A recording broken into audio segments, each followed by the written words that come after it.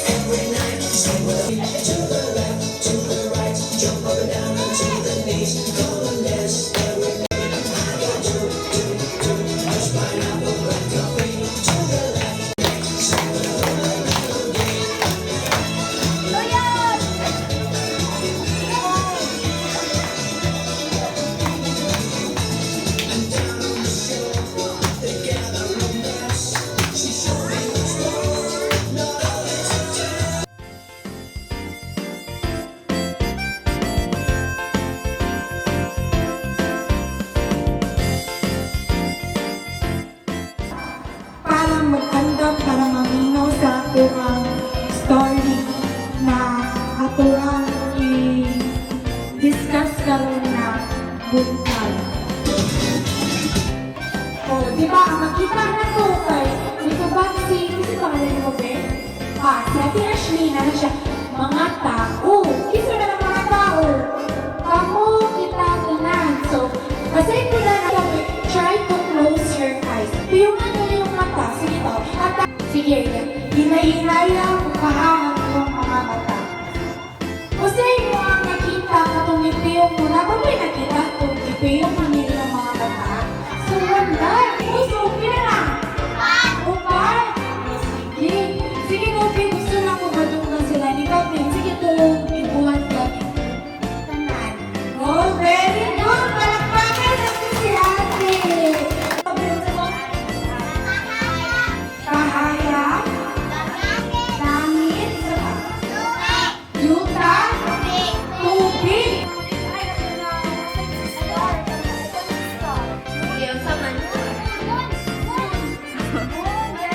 Wow! Kahal! Tama si Kuya Chris. Georgion.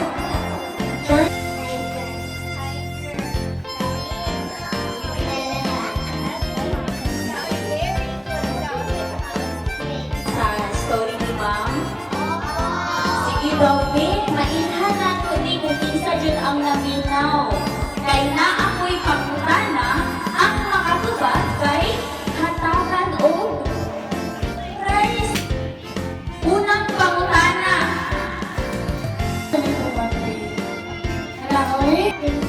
Sa last day, unsay gibuhat sa Ginoo. Last day! Guys, iba na lugod man ko. Gusto mo? Karon,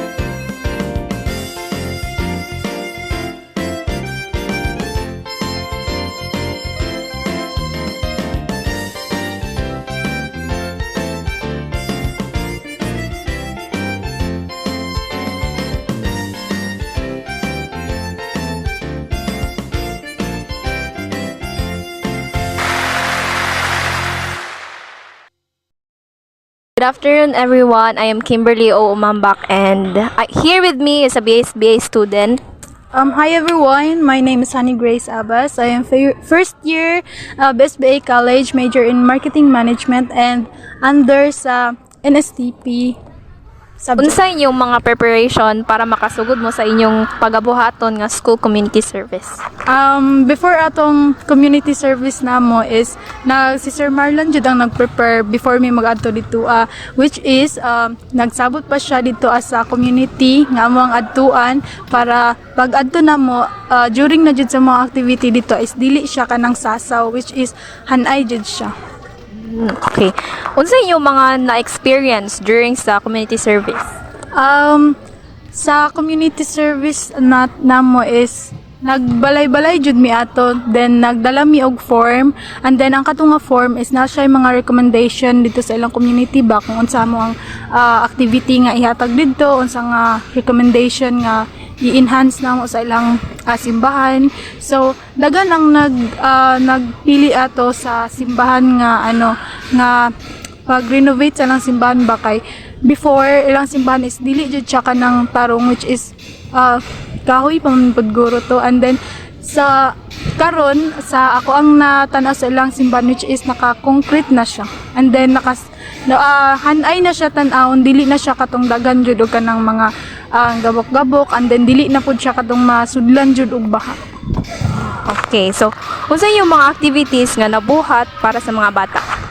Ang mga activities nga nahimo naman sa mga bata is katong 2 session nga gipaadto naman sila diri sa school, and then naghatag mi og mga activities sa mga girls nga mga bata nga gitudloan namo sila sa ang mga eduk is nagtudlo sila og kanang math subject, English, og how to color in a proper way nga color, and then sa mga boys pod is ang mga varsity nga boys is gitudloan pod nila ang mga bata sa mga basic skills on how to play basketball.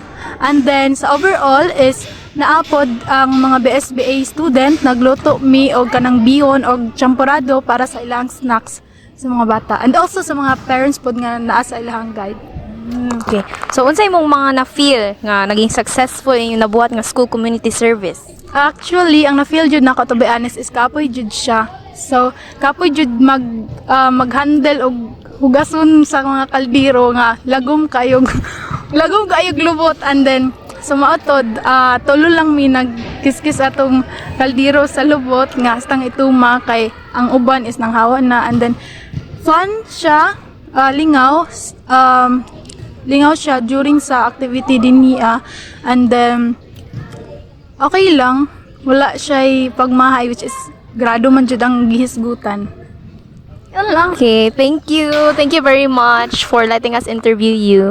I'm Laarni May Magdipig, and karon i-interview nato si Sir. Please introduce yourself. Ako day si John Carl G. Lacaba, second year Filipino major. Okay. First question, unsa inyong mga preparation para makasugod mo sa inyong pagabuhaton nga school community service?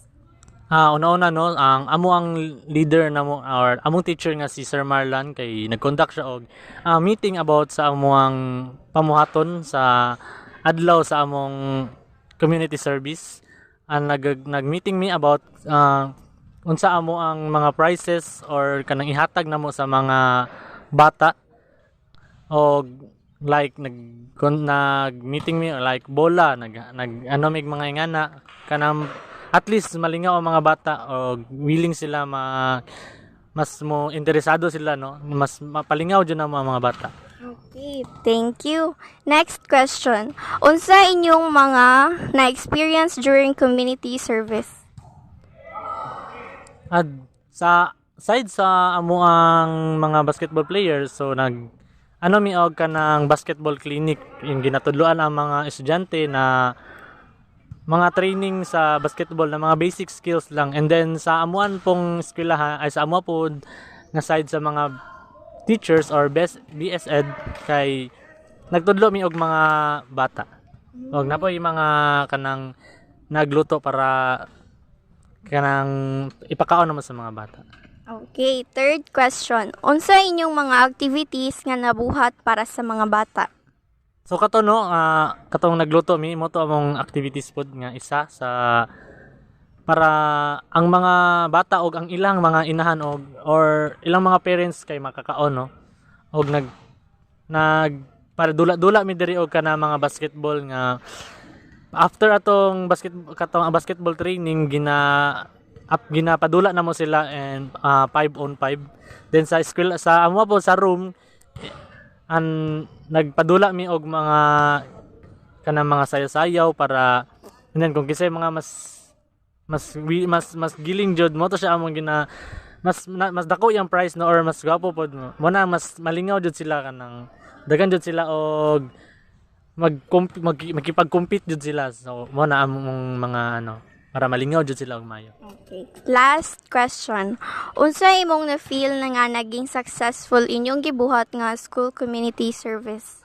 Para sa ko lami kay sa feeling kanang makita jud nimo nga mag-smile jud ang mga bata sa inyong sa among mga gipangbuhat kanang after bitaw sa among mga activity dool na kay sa mua ang mga bata no nga kanang mas ni close na sa mua ba kanang feeling nga kanang success kan ma-feel jud nimo nga success jud ang inyong community service kay makita jud niyo sa action sa mga bata kung unsa sila kalipay, unsa sila ka-enjoy or unsa pa kanang something na makaingon jud mo nga the best jud inyong nabuhat. Thank you. Thank you po.